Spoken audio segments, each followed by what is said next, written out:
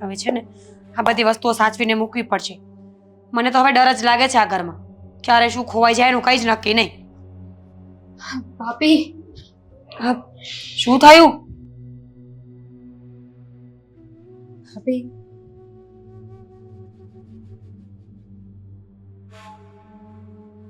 ગાડી પડી ગઈ.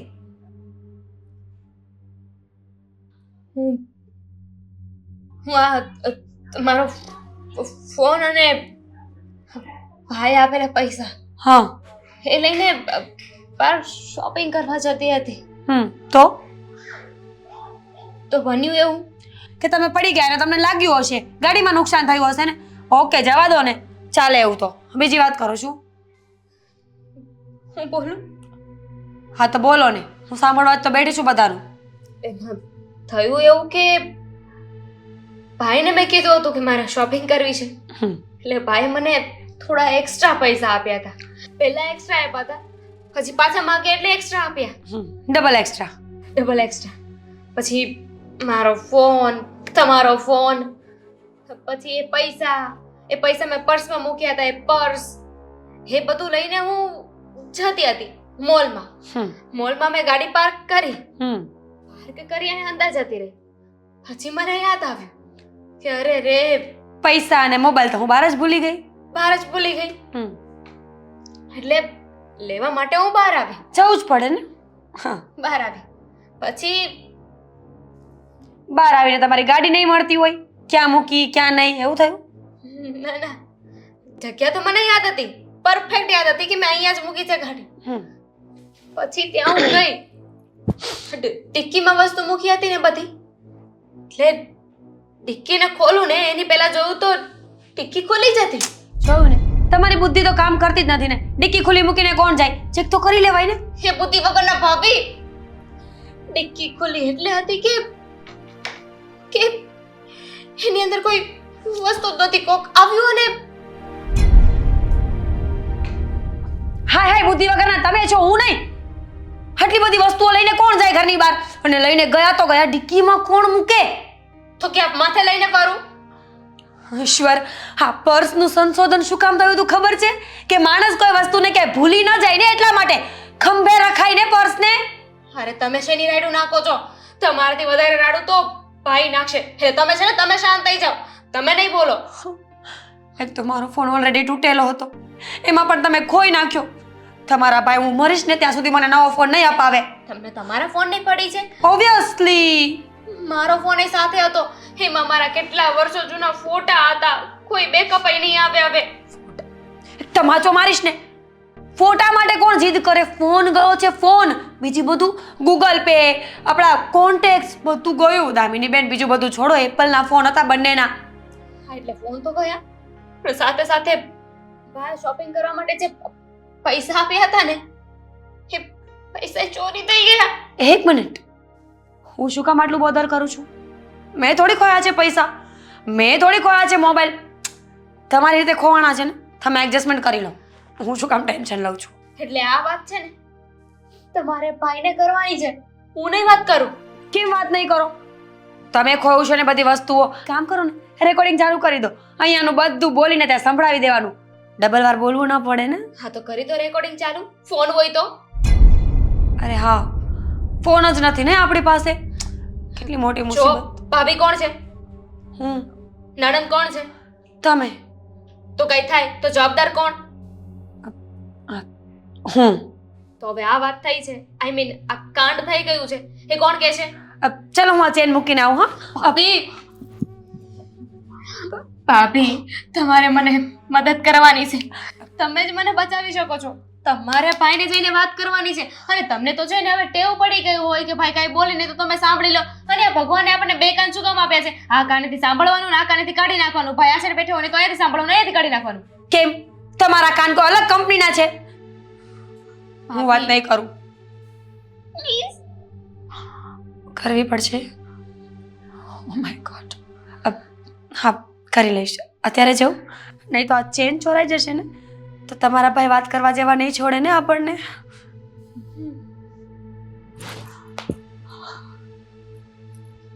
હાસ, ભાભીને તો કહી દીધું, હવે જ્યારે ભાઈને ખબર પડશે ને એટલે વિસ્ફોટ થશે. અને ભાભી ભાઈને વાત કરે ને ભાઈ વિસ્ફોટ થાય ને એની પહેલા હું ઘરની બહાર નીકળી જાઉં છું.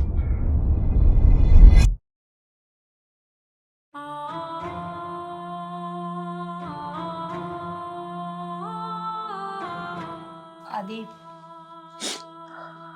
આદિ તમારી સાથે વાત કરવી છે. હા બોલ. કઈ ટેન્શનમાં છો? કઈ થયું છે? શું કહેવું મારે તને? બહુ બધું થયું છે આ 3 દિવસની અંદર. તો ખબર નહીં શું પનોતી બેઠી છે. અરે પણ શું થયું છે? તમે મને કહેશો કે નહીં? મારે ધંધામાં બહુ મોટું નુકસાન ગયું છે. શું? હા, અને બાકી હતું તો શેર માર્કેટમાં પણ મારા પૈસા ડૂબી ગયા છે. સાલું સમજાતું નથી કે આવું કેમ થઈ રહ્યું છે મારી સાથે.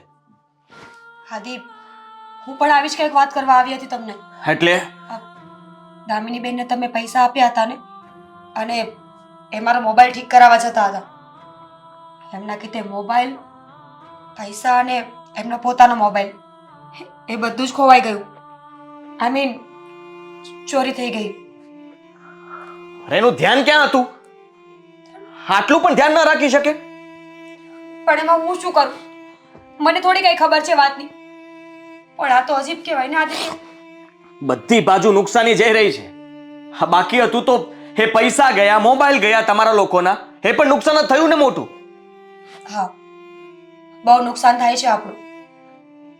પણ આટલા વર્ષોમાં આવું કોઈ દિવસ કંઈ નથી થયું. આ પહેલી વાર આપણી સાથે આવું કંઈ બની રહ્યું છે. તમે લોકોએ તો ભૂલ કરી છે. અચ્છા, અમે ભૂલ કરી.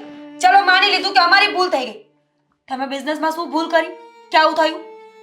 અરે મેં ક્યારેય વિચાર્યું નહોતું કે જે લોકો સાથે મેં ડીલ કરી છે એમની સાથે આવું થશે.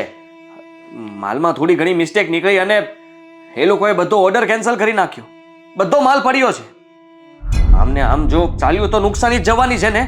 અને બાકી હતું તો સ્ટોક માર્કેટ અત્યાર સુધી અપમાં ચાલતું હતું. ખબર નહીં અચાનક શું થઈ ગયું, તે બધું જ માર્કેટ ક્રેશ થઈ ગયું. મેં જેટલા સ્ટોકમાં ઇન્વેસ્ટ કર્યું હતું એ બધામાં લોસ જાય છે. મને પણ નથી સમજાતું કે આવું કેવી રીતે થઈ રહ્યું છે. સમજાતું તો મને પણ નથી કે સાલું કરવું શું. એક તો બિઝનેસ સેટ કરવો કે બીજું કંઈ. અને તમે બાકી હોય તો ઘરની ઉપાધિ મારા માથે નાખો છો. એક વસ્તુ પણ સાચવી નથી શકતા. હા, તમારા હાથમાંથી વસ્તુઓ જતી રહી છે, ચોરી થઈ જાય છે. અરે તમારા લોકોનું ધ્યાન ક્યાં હોય છે? આદિ, મેં તમને એક વાત નથી કરી, પણ આ હિરલબેન આવ્યા હતા ઘરે એમના દીકરાને લઈને. મેં એ લોકોને બહુ અપમાનિત કર્યા, ધક્કા મારીને ઘરની બહાર કાઢી મૂક્યા. એ લોકો એ જ લાયક છે.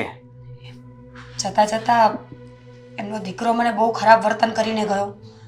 આઈ મીન શ્રાપ આપીને ગયો કે તમે લોકો કોઈ ગરીબની હાય લેશો ને તો તમારું ક્યારેય સારું નહીં થાય. અને હિરલબેન પણ ગુસ્સામાં આવું જ કંઈ બોલીને ગયા. આદિ, એટલે જ આપણા ઘરમાં આવું કંઈ નહીં થતું હોય ને. બકવાસ શું કરે તું પણ? હા, કોઈ કહે ને થઈ જાય તો લે ચાલ. મારા જેટલા રૂપિયા પાછા ગયા છે ને એ મારે જોતા છે. એના માટે શું કહેવું પડશે હું કહી દઉં. આદિ, ખોટા માણસની માંગેલી વસ્તુઓ ન મળે, પણ જ્યારે કોઈ દુઃખી થયેલો વ્યક્તિ જેની પાસે કંઈ ના હોય, ઈશ્વરને ફરિયાદ કરવા સિવાય, આવો વ્યક્તિ જો ક્યારેય બધું આપી દે ને તો એ જરૂરથી લાગે. હું અત્યારે દુઃખી જ છું ને. મારે લોસ ગઈ છે, ટેન્શન છે, કંઈ સૂઝતું નથી કે મારે શું કરવું. તો વિચાર કર ને. તો અત્યારે હું કંઈ પણ માગું તો મને પણ મળી જવું જોઈએ ને. મળે, જો તમારી નીતિ સાચી હોય તો માંગી જુઓ. મારે તારો આ બકવાસ નથી સાંભળવું. હા,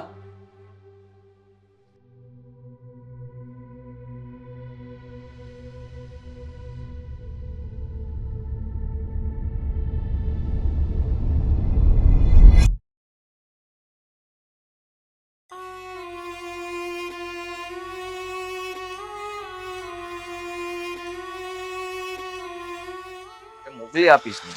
તમે જરાય ચિંતા ના કરો, હું પૈસા મોકલી આપીશ. શેઠ એક મિનિટ. હા, ફોન કરું તમને. શું છે શેઠ? હા, હું તમને ઓળખું છું. હા, મારા મમ્મી તમારે ત્યાં કામ કરવા આવે છે ને, હું એનો જ દીકરો છું. હા તો હું તમારી ઘરે હા પેલા આવી ગયો હતો અને અતાણે તે તમારી ઘરે જ આવતો હતો. શું કામ છે બોલ ને તું. હા, આવતો તો જાતો તો મને કાંઈ લેવા દેવા નથી. તું ક્યાં જાતો તો, શું કામ જાતો તો?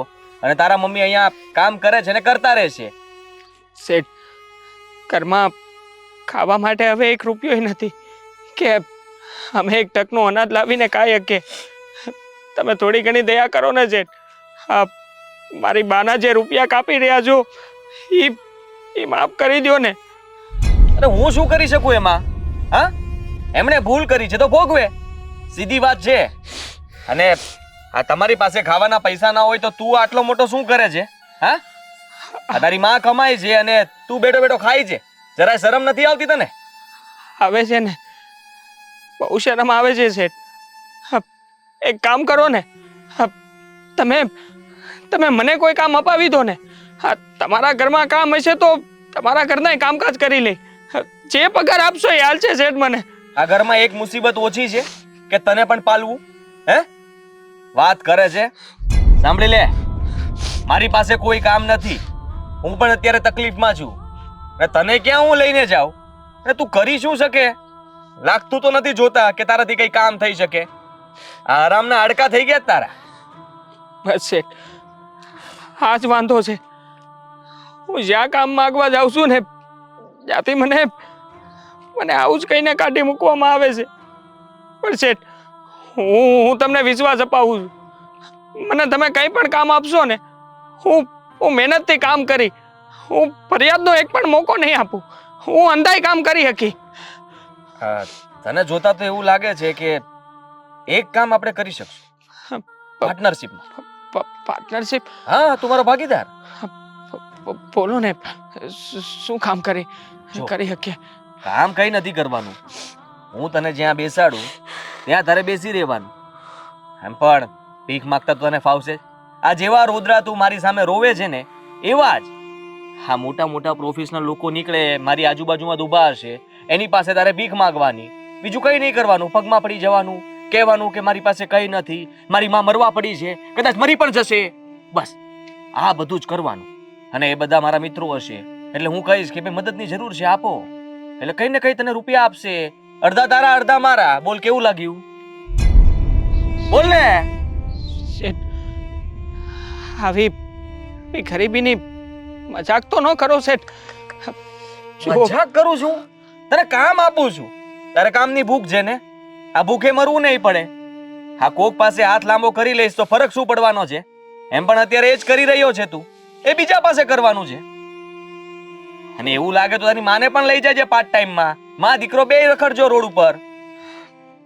જો હું કંઈ પણ કરવા તૈયાર છું, પણ ભીખ માંગવા નહીં. હું તમારા રૂપિયા ચૂકવી દઈ છે.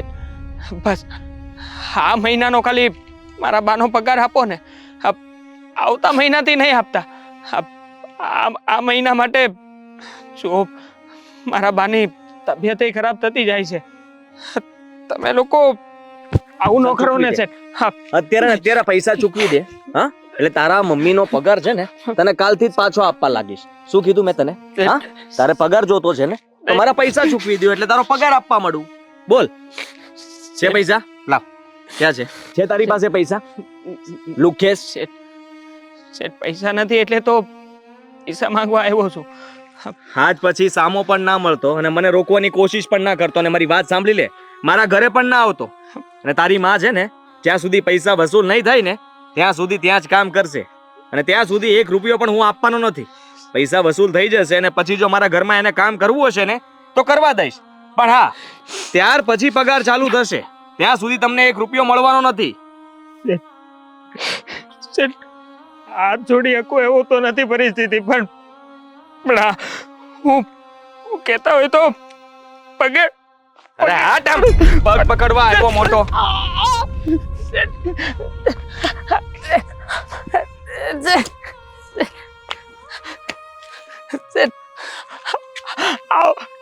કરો ને શેઠ, હું ગમે એમ કરીને પૈસા આપી દે, મને એક ટકા એકી એટલા તો રૂપિયા આપો શેઠ. શેઠ, કહ્યું ને મારો મગજ ના ખા. ચાલ નીકળ અહીંયાથી. અરે જા રે.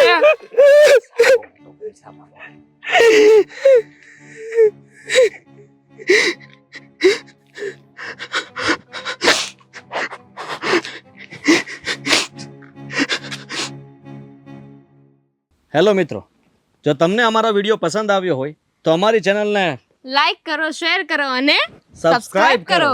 Thank you.